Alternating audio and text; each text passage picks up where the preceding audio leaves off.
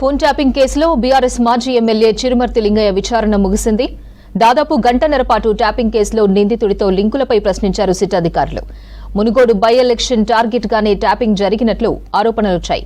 అదే టైంలో ట్యాపింగ్ కేసులో నిందితుడు తిరుపతయ్యతో చిరుమర్తి టచ్ లోకి వెళ్లడంపై ఆరా తీశారు అధికారులు. ఎఫ్ఎస్ఎల్ రిపోర్టు ఆధారంగా పలు అంశాలపై చిరుమర్తి లింగయ్యను ప్రశ్నించారు సిట్ అధికారులు.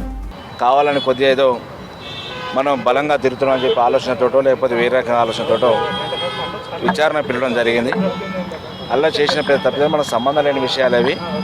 అది ఫోన్ ట్యాపింగ్ అనేది అధికారితో ఏదో మాట్లాడినామని చెప్పి ఫోన్లో 2 నెంబర్లు వచ్చినాయని చెప్పి ఆలోచనతో అది పిలిచారు. ఆ ఫోన్లో మాట్లాడిన వ్యక్తులు కానీ ఆ నెంబర్లు ఉన్న వ్యక్తులు కూడా గతంలో నాతో కలిసి పనిచేసిన వాళ్ళు, కొందరు ఆ ఇద్దరు వ్యక్తులు కూడా రాజకీయాలకు సంబంధం లేని వ్యక్తులు, వాళ్ళు నాకు దగ్గర మిత్రులు, వాళ్ళు ఎలాంటి రాజకీయ కోణంలో మనం పెట్టింది కదా. అది ఆ ఉన్న వాస్తవం కూడా ఎందుకు వచ్చిన నెంబర్లో ఆఫీసర్ ఎందుకు మాట్లాడి మీతో అన్నప్పుడు క్యాజువల్గా మాట్లాడి తన నెంబర్ కావాలన్నప్పుడు పక్కన ఉన్న మిత్రులతో ఎవరైనా పబ్లిక్లో ప్రచారం సందర్భంగా మరి ఆ నెంబర్లు ఇవ్వడం జరిగింది. వాళ్ళు ఇచ్చినట్టుంది.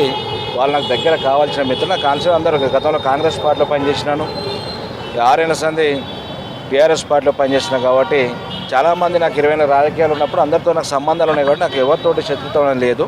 నేను వేరే రకం ఆలోచన కాదు. వాళ్ళకి అవసరం ఉన్నప్పుడు అడిగినప్పుడు ఆ నెంబర్లు ఇచ్చినాను చెప్పడం జరిగింది. మునుగోడు ఎన్నికల సమయంలో వేముల వీరేశం అనుచరులు ఫోన్ నెంబర్స్ మీరు ఇచ్చి ట్యాప్ చేయించారనేది ప్రధానంగా అభియోగం. వాటికి సంబంధించి ఇప్పుడు అక్కడ అధికారులు అడిగింది ఏమడిగారు, అక్కడ ఆన్సర్ సరిగా చెప్పినా మీరు వివిధ రకాల అధికారులు ఏమడిగారు అదే చెప్తున్నా కదా. తిరుపతి నగర్తో మీరు కాల్లో మాట్లాడడం మీరు వైరల్ చేసారు.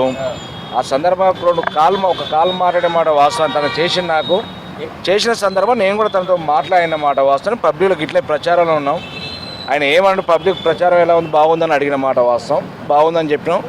ఆయనకు తెలిసిన వాళ్ళ పర్సన్ ఎవరో నెంబర్లు అడిగినంట. అది నాకు ఐడియా లేకుండా పక్కనే ఉన్న నా మిత్రులతో బిజీగా ఉన్నా కాబట్టి ఆ మిత్రులు చెప్పమంటే వాళ్ళు ఎవరైనా మా అమౌంట్ ఫాలోవర్స్ మెసేజ్ చేయడం జరిగింది.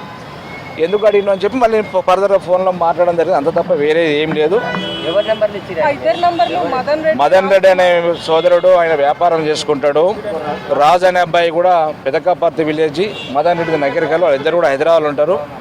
కొద్ది కాలంలో నాకు కూడా కలిసారు. వాళ్ళకి ఎలాంటి రాజకీయ సంబంధం లేని వ్యక్తులు వాళ్ళు, నాకు కూడా మిత్రులే వాళ్ళు. నాకు ఎలాంటి వాళ్ళు వేరే ఉద్దేశం కాదు. మరి అధికారులు ఏ కారణంతో అడిగారో నాకు సంబంధం లేని విషయం. వాళ్ళు మళ్ళీ రమ్మన్నప్పుడు మళ్ళీ వస్తాం.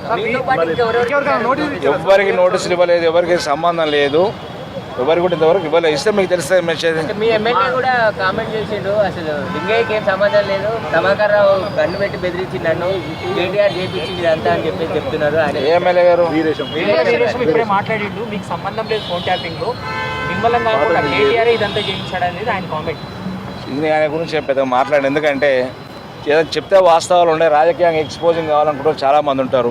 మీడియా మీద వస్తే అవాస్తవాలు సృష్టించి అభూత కల్పన చేసుకుంటే ముఖ్యమంత్రి దగ్గర ఏమైనా మార్కులు కొట్టేయచ్చు అని చెప్పుకుంటే చాలామంది ఉంటారు. వాళ్ళు కేటీఆర్ లెవెల్ మార్కు. గతంలో ఏ పార్టీలో పనిచేసిండు? కాంగ్రెస్ పార్టీలో 5 ఏళ్ళ క్రితం 1 ఇయర్ క్రితం టీఆర్ఎస్ పార్టీలో పనిచేసిన కదా. ఆ రోజు కేసీఆర్ గొప్ప నాయకుడు అని చెప్పింది మీరే కదా. కేటీఆర్ గొప్ప నాయకుడు అని చెప్పింది. ఒక ఏడాదిని ఇంత తేడా వస్తుందా? అందుకనే కొంతమంది మీడియాని చూస్తే సిగం వస్తుంటుంది. వాళ్ళకి ఎక్స్పోజింగ్ కావాలి, మార్కులు కొట్టాలని మాట్లాడతారు. వాళ్ళ గురించి నేను మాట్లాడాను. వాళ్ళు అడిగిన ప్రశ్నకు నా స్టేట్మెంట్ చెప్పాను. వాళ్ళు రికార్డ్ చేసుకోవడం జరిగింది. వాళ్ళు ఎప్పుడు విచారణ పిలిచినా మళ్ళీ ఎప్పుడైనా నేను వస్తాను. ఎందుకంటే చట్టాన్ని గౌరవించే వ్యక్తులం. విన్నారా? వాళ్ళు ఎప్పుడు పిలిచినా మళ్ళీ వస్తాం. న్యాయస్థానం చూసుకుంటాం. అంటే ఇప్పుడు మిమ్మల్ని క్వశ్చన్ చేసిన సమయంలో ఏమన్నా మీ ముందు ఏమైనా ఆధారాలు చూపించారా? మీరు ఈ టైంలో కాల్స్ మాట్లాడారు? వాళ్ళు ఆధారం లేకుండా మాట్లాడలేదు. ఏదో ఆధారం పెట్టుకుని నన్ను విచారణ పిలిచారు. ఆ విచారణలో నేను ఉన్న వాస్తవం చెప్పడం జరిగింది. మళ్ళీ అవసరం ఉన్నప్పుడు మళ్ళీ పిలిస్తే విచారణ ఖచ్చితంగా వస్తాను. ఫోన్ ట్యాపింగ్ కేసులో బీఆర్ఎస్ మాజీ ఎమ్మెల్యే చిరుమర్తి లింగయ్య విచారణ ముగిసింది.